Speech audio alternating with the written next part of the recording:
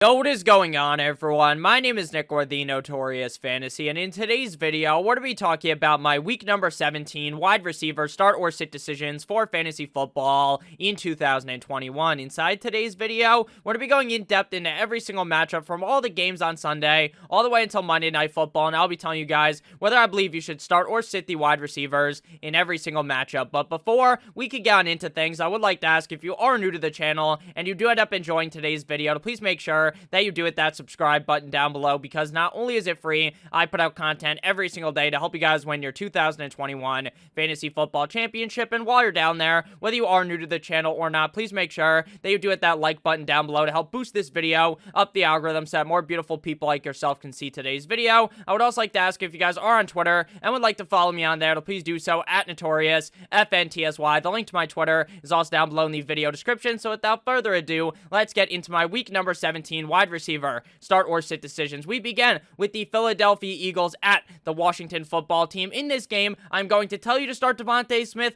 but he is one of those bottom of the barrel starts. Now, the Philadelphia Eagles realistically should open a can of whoop ass on the Washington Football Team. The Washington Football Team just got pounded relentlessly on Sunday Night Football by the Dallas Cowboys. The Washington Football Team was looking like a team that, hey, maybe they're a little bit scrappy, maybe they can make the playoffs, and then recently it kind of all fell apart. There was all the COVID situations with the quarterback position. The Washington Football Team is just on a downward swing. The Philadelphia Eagles are swinging upward. I think Devontae Smith is a fine start in this game, but he is far from ideal in my opinion because of the fact that he has been very inconsistent all year long. Speaking of inconsistency, we got the guy that when you Google inconsistency, a picture of this man shows up, and that is Terry McLaurin, wide receiver of the Washington Football Team. I am going to be sitting him down. I understand that all of the blame for why Terry McLaurin hasn't had an excellent, fantastic fantasy football season is not really all his fault.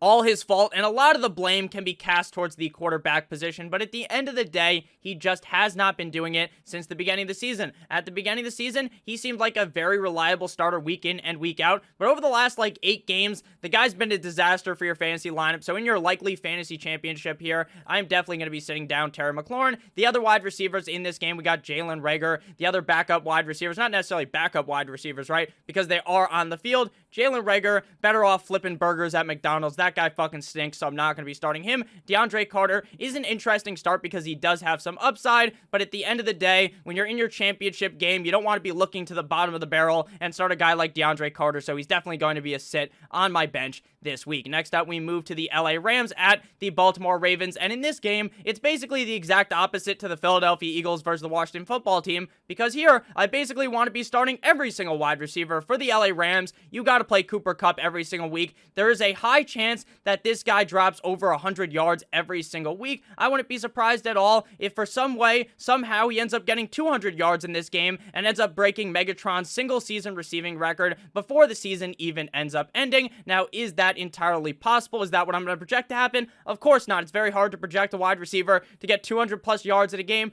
but Cooper Kupp has been on fire all year long. He looks like the best wide receiver in all of the National Football League. The Ravens defense has been kind of dog shit as of recently, so I expect Cooper Kupp to flourish in this game, and I would rank him as my number 1 wide receiver on the week. For the other LA Rams wide receivers, it seems as though to me it's pretty clear that Odell Beckham Jr. is the number 2 wide receiver in this offense, but that doesn't necessarily dilute the value of Van Jefferson, especially if this is a higher scoring game. If the Ravens are able to crawl their way back on into this game, because I expect the Ravens to win this game, then there could be a lot of passing here, and we could see Van Jefferson have a very solid game as well. I would definitely rank Cooper Kupp at the tippy top of the wide receiver position. Then Odell's kind of like wide receiver 28. Van Jefferson's close to wide receiver 32, but he is definitely a start-worthy wide receiver this week with a ton of upside. For the Baltimore Ravens, they have Hollywood Brown. It does appear that it's either going to be Tyler Huntley or Lamar Jackson at the starting quarterback position this week for the Baltimore Ravens. Josh Johnson actually wasn't terrible last week, but I definitely would prefer to have Tyler Huntley or Lamar Jackson if I was to to be starting Hollywood Brown this week. Hollywood Brown is one of the only wide receivers in the NFL that I would really categorize to have game-breaking upside, meaning this is a wide receiver that could drop 30-plus points in any given matchup, and that is just something that not a lot of wide receivers can do. Now, Hollywood Brown also has a decent amount of downside because when he doesn't have that boom game, he has the potential to score like 6 or 7 fantasy points, but up against the LA Rams in a game that I believe will be very high scoring, I'm definitely going to be taking the risk on Hollywood Brown. Rashad Bateman is an interesting player. It has been his rookie year. Missed a lot of the beginning of the season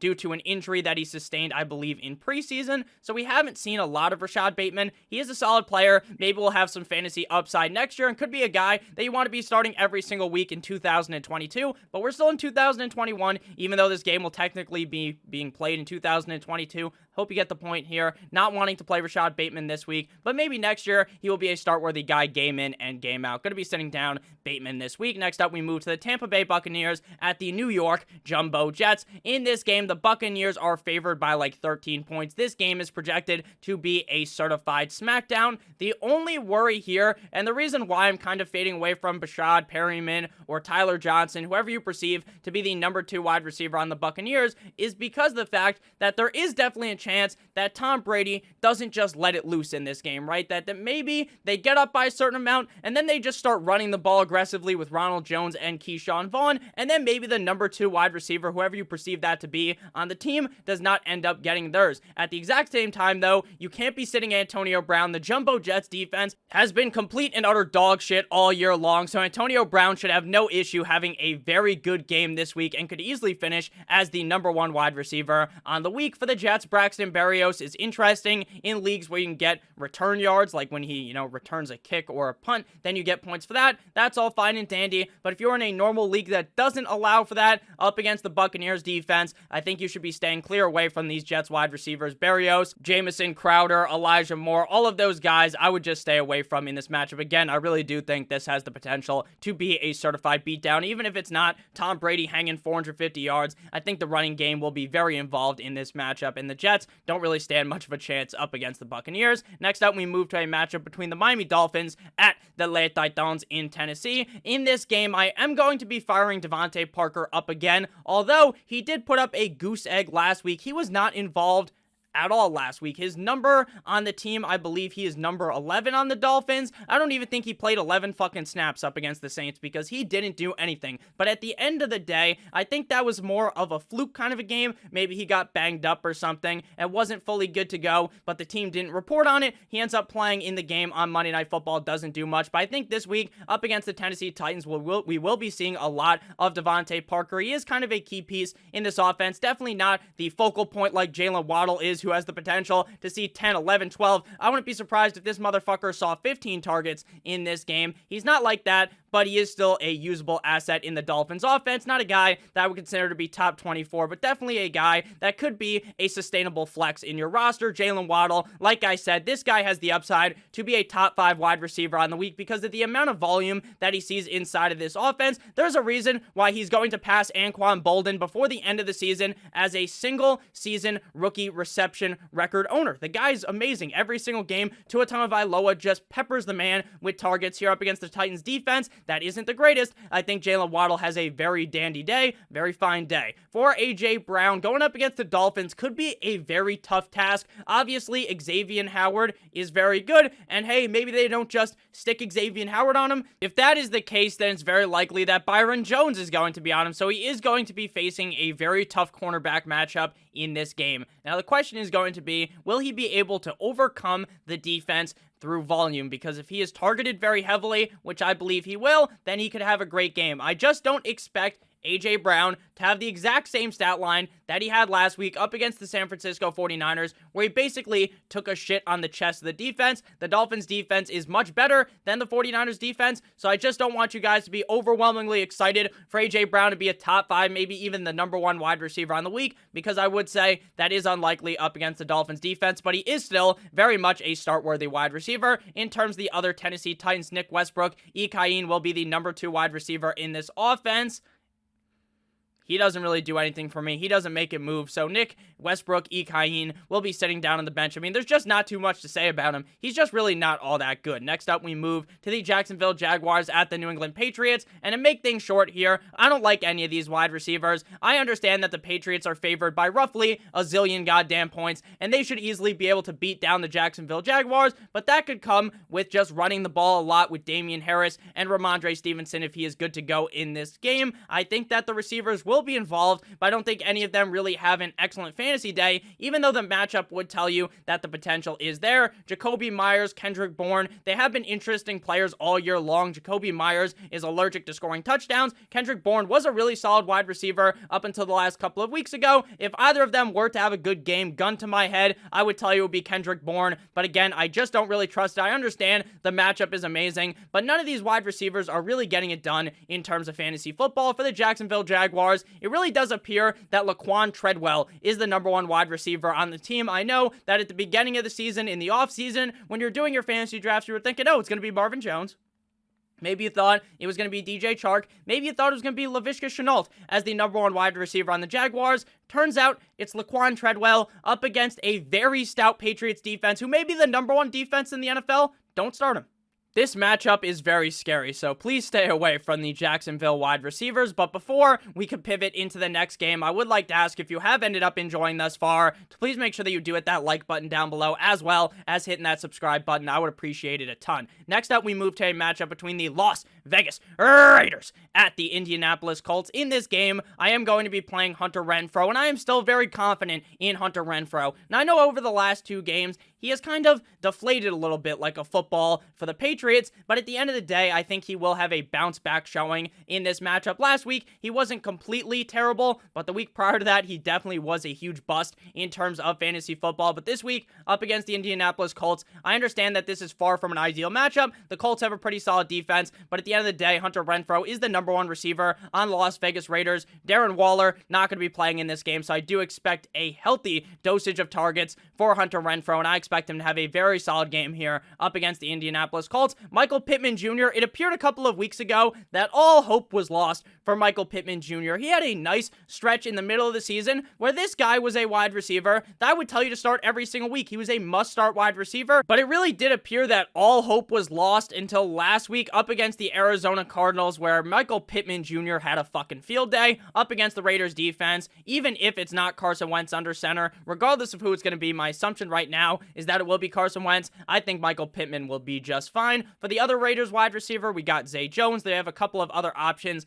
as well. They just don't really interest me in terms of fantasy football. They are interesting players, right, if you're talking about DFS, because Zay Jones could have 3 targets, 2 receptions, and 120 yards and a touchdown, right? Because that's the kind of player he is. But in terms of fantasy football, there's really no need to start him. T.Y. Hilton is an interesting player as well, because while every single week I get on here and say that he's washed, he does still have some semblance of T.Y. Hilton from the past, where he's not a complete and utter garbage can. I don't think I would start him this week, but I do think that he is an alright player. So maybe for those of you who are T.Y. Hilton fans, big fans of him, he was really good a couple of years ago. Recently, not as consistent, but certainly not terrible. But even with coming to that conclusion, still don't want to be starting him in fantasy football. Next up, we move to the Kansas City Chiefs at the Cincinnati Bengals. This is going to be one of the most fun matchups to watch on the week. This is a game that just screams a very high-scoring tit-for-tat, back-and-forth affair. The Kansas City Chiefs are coming off of a game where they just beat the ever-living shit out of the Pittsburgh Steelers. The Bengals coming off of a game where Joe Burrow let his nuts hang all over the Baltimore Ravens defense. In this game, you're going to start Tyreek Hill. But Nick, Tyreek Hill shit the bed last week, Nick. He fucked me over. He only got like 3 points, Nick. How are you going to tell me to start him? You want to know why I want you to start him? Because he's one of the best wide receivers in the NFL. He is another one of those wide receivers, a lot like Hollywood Brown, that have genuine game-breaking potential, that could genuinely get 150 yards and 2+ touchdowns in this game up against the Cincinnati Bengals. I understand he disappointed immensely last week, but I expect a bounce-back game here up against the Bengals. Again, I do project this to be a very high-scoring game. Any one anyone with a brain will tell you this is going to be a high-scoring game for the Cincinnati Bengals. Mr. T. Higgins just continues to just be on fire. He continues to be amazing week in and week out, while Ja'Marr Chase hasn't really necessarily fizzled out of fantasy relevance, hasn't been as good as his tremendous start to the season. He's still a start-worthy wide receiver. Again, this is going to be a very high-scoring game, so I like Ja'Marr Chase as well as Mr. T. Higgins for the Kansas City Chiefs. It doesn't even feel as though they have a true number 2 wide receiver on the team. You might say it's Hardman, you might say it's Robinson, you might say that it's Byron, the chip himself, Pringle, but at the end of the day, I don't think any of them make a good enough argument to be the number 2 wide receiver. And now that Travis Kelce is going to be returning, I just don't really see any upside in playing Mecole Hardman. Tyler Boyd is an interesting player because he is a very talented wide receiver.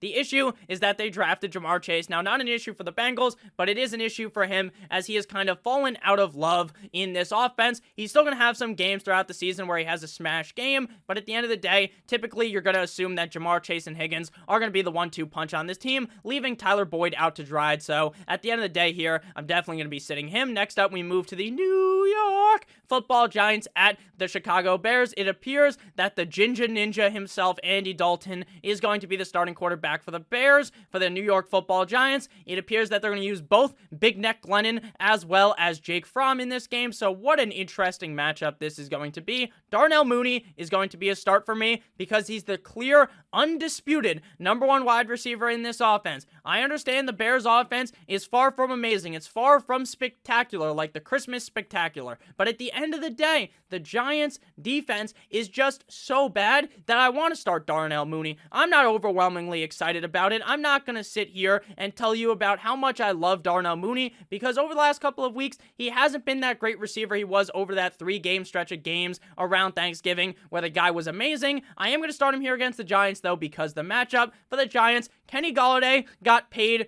in, like, basically winning the lottery money. They whipped out a Brinks truck, backed it up. They whipped out one of those lottery winning checks where you hold up that giant check. They gave it to him. The man has a grand total of not 1, not 2, not 3, not 4 touchdowns. The man has 0 fucking touchdowns on the season. The guy has been a complete and utter unmitigated disaster in this offense. Is it all his fault? Is he just a bad player that got paid the big bucks? In my opinion, no.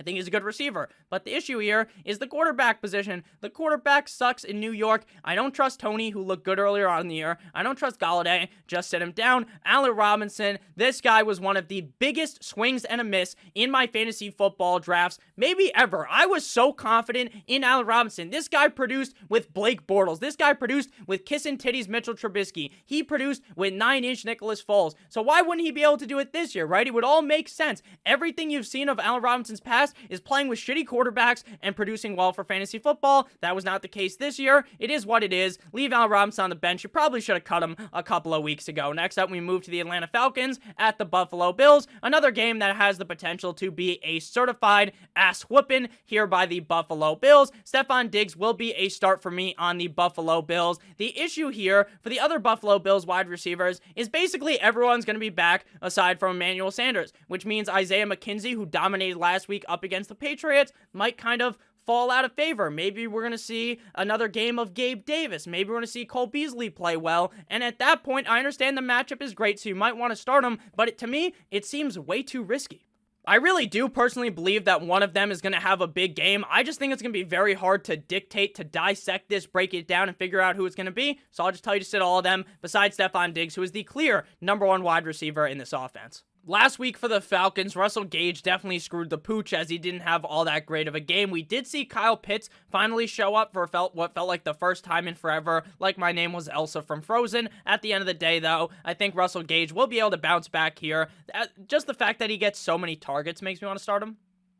Again, not the best, most talented wide receiver, but in fantasy football, you really are chasing volume. Russell Gage sees a lot of volume, so I'm willing to start him this week. Not very excited about it, though. In terms of the other wide receivers in this game for the Buffalo Bills, again, just not very confident in determining who the number 2 receiver is, so I just sit all of them, and then Olamide Zaccheaus would be the number 2 for the Falcons. Don't really want anything to do with him here. Again, I think the Buffalo Bills are going to kick the shit out of the Atlanta Falcons. Next up, we move to the Houston Texans at the San Francisco 49ers. Huge shout out to the Houston Texans for beating the Chargers last week. A huge round of applause for them. Simply amazing. Simply fantastic. The Texans are just diluted is that even the correct term to use? But they just don't have much skill. Like, their players just aren't very good, but somehow, some way, they managed to win a game like that. Davis Mills, the man with the huge neck, just like Mike Glennon, is just rallying this team, and he's playing well. Huge shout out to Davis Mills as well. Brandon Cooks coming off of the COVID IR. Brandon Cooks has been kind of cooking it up. He's been playing, get it, Brandon Cooks cooking it up. Haha, so fucking funny, right? But Brandon Cooks has really been playing well as of recently. Didn't play well last week. Why? Because he didn't fucking play. But here up against the 49ers, I understand they're definitely far from the ideal matchup, but the 49ers defense isn't fantastic. So I think Brandon Cooks will get it done with a lot of volume here. For the San Francisco 49ers, I understand it says to start Deebo Samuel twice, but the second one should say Brandon Ayuk. I guess I gotta fire the graphics department, which would be me because I make all the graphics as well. So fuck you, Nick, for doing that. But Deebo Samuel, I understand some people are going to be a little bit worried with Trey Lance under center. How is that going to affect Deebo Samuel? In my opinion, maybe he loses slight value, but maybe he gets more rushing opportunity. I mean, I don't think Trey Lance is that much worse of a passer than Jimmy Garoppolo, so I wouldn't really worry all that much. I would probably worry a little bit, though, about George Kittle, because Jimmy Garoppolo and George Kittle just have some type of love affection on the field, and maybe if Trey Lance doesn't have that with him, then George Kittle could falter a little bit, but I'm still going to want to start him. Brandon Ayuk, closer to a bottom-of-the-barrel start, but I'm fine playing him here up against the Texans. Again, I understand the LA Chargers just got skull-fucked by the Texans. I just don't think that's going to happen here with the 49ers. Nico Collins is the number 2 receiver on the Houston Texans. I think he may have a bright future, but in terms of starting a wide receiver in week 17 of the 2021 fantasy football season, I would be looking elsewhere. Next up, we move to a matchup between the Denver Broncos at the LA Chargers. In terms of the wide receiver position in this game, the only receiver I'm pretty confident in playing is Keenan Allen. It really does appear that he is just the locked and loaded wide receiver number 1 in this offense. Mike Williams was activated off of the COVID IR, so he will be playing in this game, but my excitement for Williams is basically down the drain. He is one of those players that does definitely have the potential to be a game breaker, like a couple of players we described earlier, but at the end of the day, Mike Williams really hasn't done shit since the first couple of games of the season. So I'm definitely going to be sitting him down here, and the Broncos have been tough to the wide receiver position, so that makes me even less excited to start Mike Williams. For the Broncos wide receivers, even with horsecock Drew Lock under center, who in my opinion kind of unlocks the offense, unlocks the offense, because unlike Teddy Two Gloves, he actually lets the motherfucker fly, and he actually throws the ball deep down the field. But at the end of the day here, Jerry Jeudy just is the number 1 receiver here, but what does it really mean to be the number 1 wide receiver when the team's goal is to just pound the rock down the throat of the defense? Javonte Williams, Melvin Gordon are going to be the keys to success in this offense for this game, and for the way that the Broncos want to win this game by just running the ball so much, which should be effective up against the Chargers' run defense, who just let Rex Burkhead run a fucking train on them. I just have zero confidence in Jeudy or Courtland Sutton. Again, I do think Judy's the number 1 receiver. Courtland Sutton's basically irrelevant at this point, but even if Jeudy gets 5-6 targets in this game, I just don't really see him getting it done in terms of fantasy football. Next up, we move to the Carolina Panthers at the New Orleans Saints. In this game, Taysom Hill, Mr. Mallet Finger himself, will be back under center, so you could say that they closed the book on Mr. Ian Book. Another shitty joke by the boy. You can go ahead and write down how many jokes I made in this video that were terrible. Probably a lot of them, but it is what it is, because in my head, I think they are very funny. So here, we got the New Orleans Saints, again, even with Taysom Hill under center, Marquez Callaway, Traquan Smith, they definitely have the upside to have a good game. Because, you know, someone's got to get the ball in the offense besides Mr. Alvin Kamara. But at the end of the day, are you really confident in starting Callaway or Smith? It's basically a 50-50 coin flip on if Callaway or Smith are the number 1 wide receiver. And whoever ends up as the number 1 wide receiver, maybe that's like 4 catches for 30 yards with Taysom Hill under center. Again, definitely a step up from Ian Book, but not very good at all at actually being a quarterback, good fantasy quarterback, because he can run the ball. But in terms of fantasy football here, the wide receivers for the Saints, there's just no need to be starting them. Mano Man Sam Darnold is going to be returning to the Carolina Panthers. Do you guys remember back in like week 3, week 4, when basically everyone thought the Carolina Panthers were actually good? It almost felt as though the Adam Gase curse was kind of real, and that Sam Darnold was going to be unleashed here in Carolina. And then after that, I understand Sam Darnold got hurt, but he wasn't really good after those first couple of games of the season. DJ Moore, does he take a hit from Cam Newton not being the quarterback, from it going from Cam to Sam Darnold? To me, probably identical. It's probably the exact same thing. You don't want to love to start DJ Moore, but you can definitely play him here up against the Saints, but far from an ideal matchup. Robbie Anderson, he's going to have like 2-3 games on the year where he plays great. He already had 2 of those games. Will this be the third one? Maybe, but probably not. Probably only 2 good games on the year for Robbie Anderson up against the Saints defense. Definitely don't want anything to do with him in this game. Next up, we move to the Detroit Lions at the Seattle Seahawks. In this game, I love Amon-Ra St. Brown. In the last 4 games, 11 targets, 11 targets, 12 targets, 12 targets. This motherfucker is a target hog. Now I understand, but Nick, DeAndre Swift is going to come back this week, and in all these games where Amon-Ra St. Brown has been playing amazing, do you want to know who wasn't there, Nick? DeAndre Swift. So, does that mean you can't start Amon-Ra St. Brown? I think it does, Nick, you idiot. Yeah, and no, doesn't have anything to do with it. Amon-Ra St. Brown's gonna be just fine. Maybe, just maybe, he gets like 3 less targets in the game. Maybe he only sees 9 targets. Or maybe 8 targets. But at the end of the day, he's still the clear #1 wide receiver on the team. I understand I said that a lot in today's video as well, but he really is. He's the alpha dog here. He is going to be just getting so much volume week in and week out, and the Seahawks defense isn't the 12th man of a couple years ago. This defense fucking sucks, so I love Amon-Ra St. Brown here up against the Seattle Seahawks. For the Seattle Seahawks, I'm most confident in Tyler Lockett. Now, DK Metcalf did play a little bit better last week as he finally was throwing the ball, so that was great to hear if you had DK Metcalf, so I'm definitely fine starting him this game, but a lot more comfortable playing Tyler Lockett because Tyler Lockett doesn't really fade away, whereas DK Metcalf hits a Jordan fade away because this motherfucker's been gone for like 8 weeks of the season. He really didn't do anything. For the other Lions wide receiver, we got Josh Reynolds and friends. Don't really want to be starting them because if Amon-Ra St. Brown seeing all the targets with DeAndre Swift coming back, there's just no way that there's room for Josh Reynolds to have a fantastic showing. Next up, we move to the Arizona Cardinals at the Dallas Cowboys. Christian Kirk has kind of been the bright spot in this offense with DeAndre Hopkins hurt. Now, the biggest question here is, will Kyler Murray kind of wake up, or will he keep snoozing in your fantasy football lineup? That is a huge question, especially up against a defense as talented as the Dallas Cowboys. But even though the Cardinals offensively didn't really play too well last week, we did see, and they ended up losing the game. I guess they weren't awful on offense, but it wasn't pretty.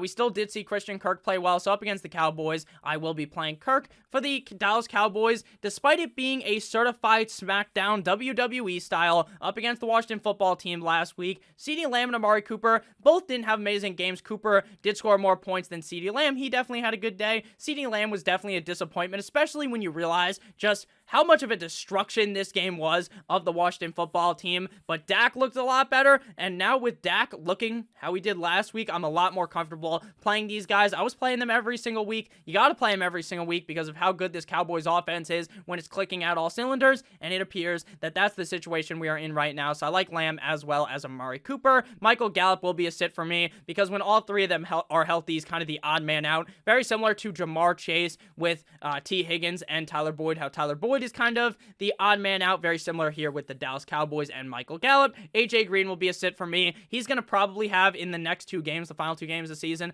one of these games will probably be pretty big. Up against Dallas, though, I would not project that. Next game here, we got Sunday night football between the Minnesota Vikings at the Green Bay Packers. In this game, it's like Oprah Winfrey. You get a wide receiver, you get a wide receiver, you all get a wide receiver because I'm starting all the motherfuckers in this game. Justin Jefferson and Devontae Adams are 2 of the best wide receivers in the NFL. I understand that this game is projected to be freezing outside, meaning it's going to be cold as hell in Lambeau Field, or cold as hell, I guess, wouldn't really be the correct analogy there because hell's probably very hot based upon what I've read about it, but I think basically it's going to be freezing. It's going to be cold as fuck, I guess would be the correct terminology there. But Justin Jefferson, Devontae Adams, They're clear top 5 wide receivers in the NFL. You can make the argument that they are the best wide receivers in the NFL, or the best wide receiver in the NFL, especially in terms of Devontae Adams. Again, I understand the game's going to be cold, but they are going to be just fine. And then I think MVS returning here this week will be the number 2 receiver in this offense. You are definitely chasing points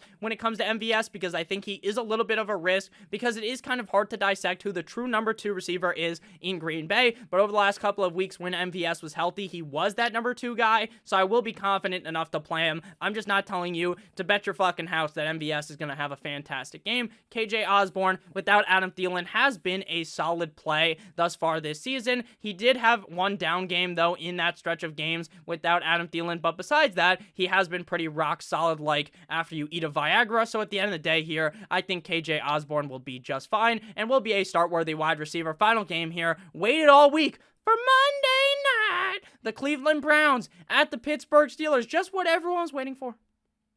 So excited to watch the Browns versus the fucking Steelers in prime time. Just kidding. I am the exact opposite of that. But Deontay Johnson, even when Big Ben has been doing this bullshit, he's still having solid performances. So I am very confident in Deontay Johnson, even if Big Ben doesn't look the best. For the Browns, their key to success, kind of like the Broncos, is to just run the ball gently down the stream, run through a motherfucker's face with 9-inch Nicholas Chubb. So Jarvis Landry, while he's the number 1 wide receiver, just no confidence in that. Same thing goes with DPJ, Donovan Peoples-Jones, Chase Claypool. You could try to make an argument for him, but he is not immune to Big Ben playing like shit like Deontay Johnson is. So if Big Ben plays bad, then Chase Claypool's value will be down the gutter. So thank you guys all so much for watching today's video. If you did end up enjoying, please make sure to hit that subscribe button, as well as hitting that like button down below. I would appreciate it a ton. I love you guys all. I hope you have a great rest of your guys' day, and as always, goodbye!